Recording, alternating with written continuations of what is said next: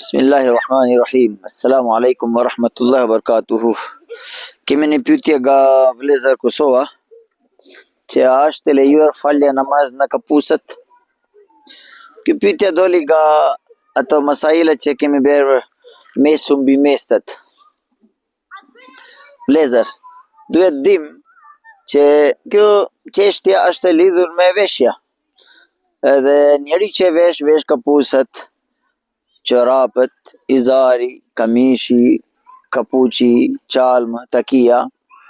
Tani kushti i sharia është për namaz që vendi ku do falemi duhet jetë i pastër, rrobat duhet jetë i pastër dhe trupi duhet jetë i pastër, nga kushtet e namaz kjo është.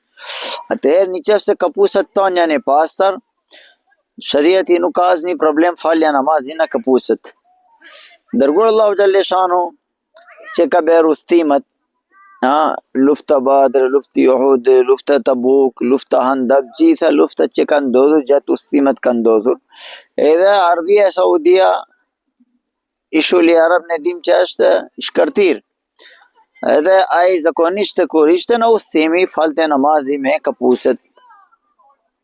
Është në hadith Sahih al-Bukhari transmeton që dërguar Allahu xhallahu shanu një herë në namaz, edhe gjatë namazi hoqi kapusët të tij. Edhe duke parë, dërguar Allahu xhallahu shanu edhe shokët ti kanë hequr, se kanë kuptuar që nga Allahu xhallahu shanu ka ardhur urdhri që nuk lejohet falja namazit në kapusët. Pas namazit dërguar Allahu xhallahu shanu ka bërë pyetja që pse keni hequr kapusët?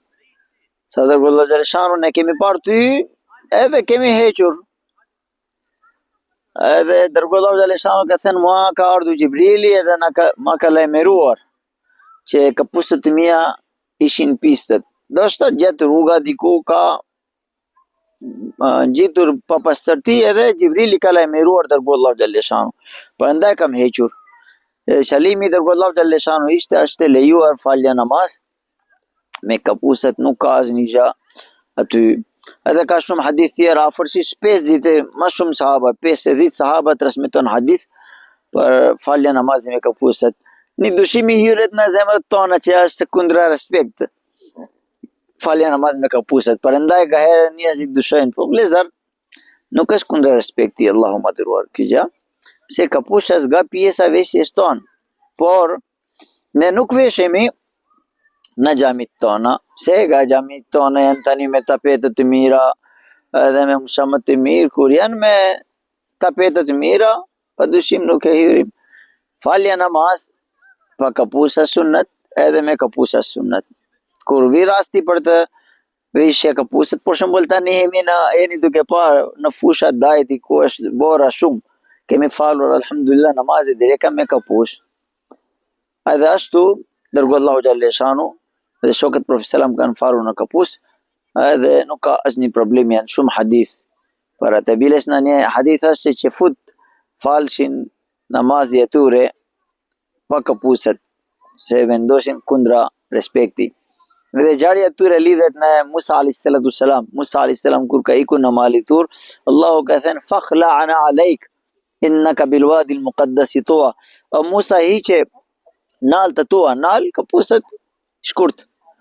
Dhe Musa alayhis salam ka hequr.